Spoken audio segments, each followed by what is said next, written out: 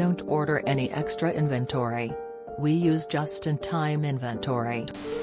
At the start of the pandemic, my manager recognized the impending logistics nightmare and that the company's JIT system might suffer from that.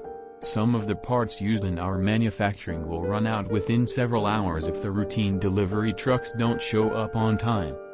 If our plant is unable to run, the other plant that requires our output stuff will also be forced to shut down because guess what, they also use JIT system.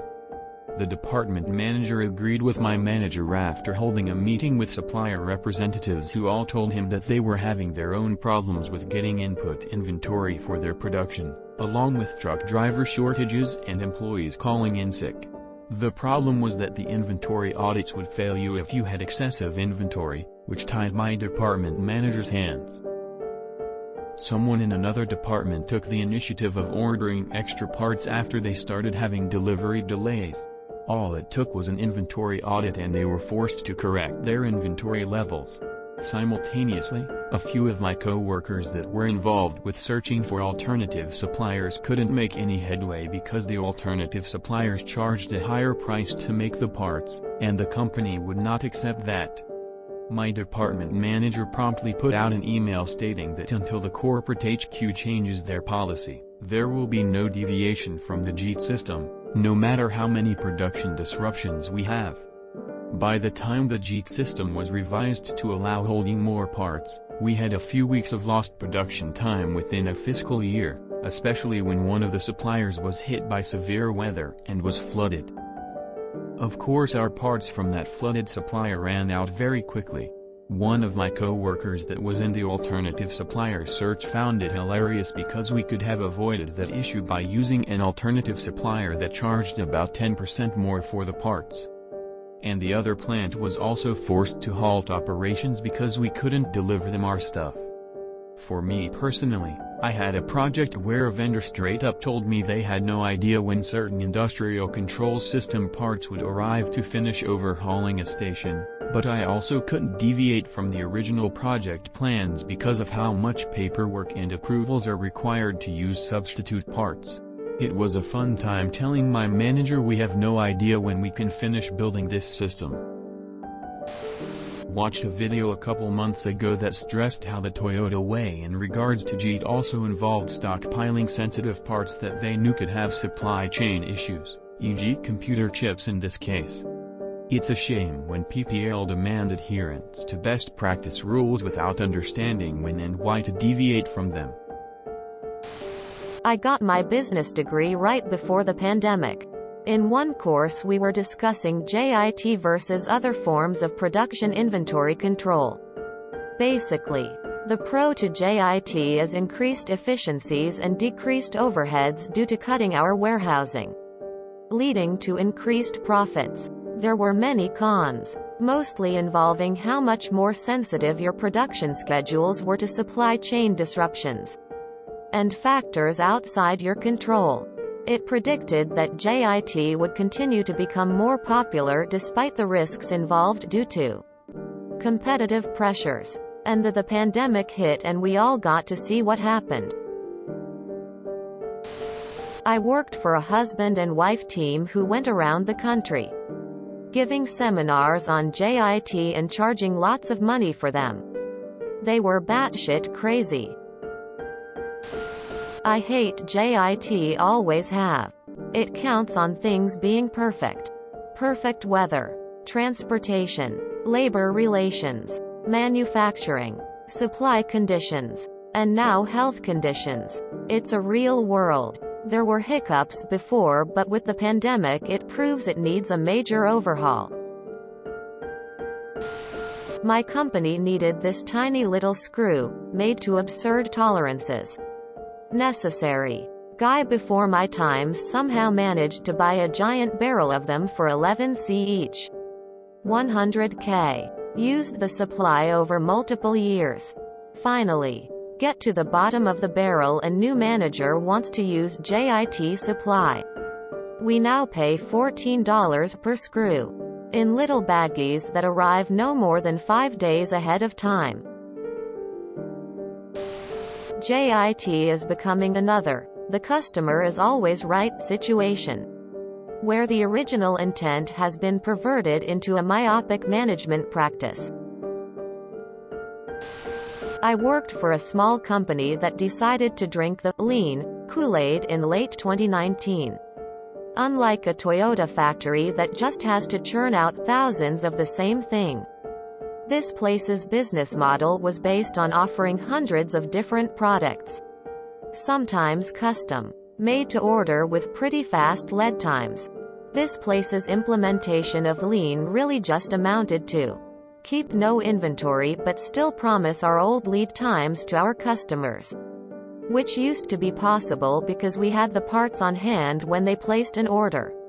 So now every single order is an emergency because we need the parts yesterday. Management acts completely surprised every time something costs 10x more, because instead of buying large cheap quantities and using them over time, our suppliers have to deal with us being psychotic and constantly buying like 1 to 3 parts at a time that we need immediately. Yeah, this is still happening. I currently work in the transportation industry, and the amount of businesses I talk to that even today are still fucked as crazy. JIT means actually having the parts ready when they are needed. Beancounter assumed this as a predictive flow. It is not. My products used to take 2 months. Now it is 4 plus COVID causing a shortage of truckers, so it adds a couple of more weeks. The time to order parts was yesterday. You just described literally every major car manufacturer except Toyota and Tesla. The funniest part is that Toyota invented JIT and they were still one of only 2 companies to realize the method isn't always appropriate. JIT is dependent on a robust supply chain.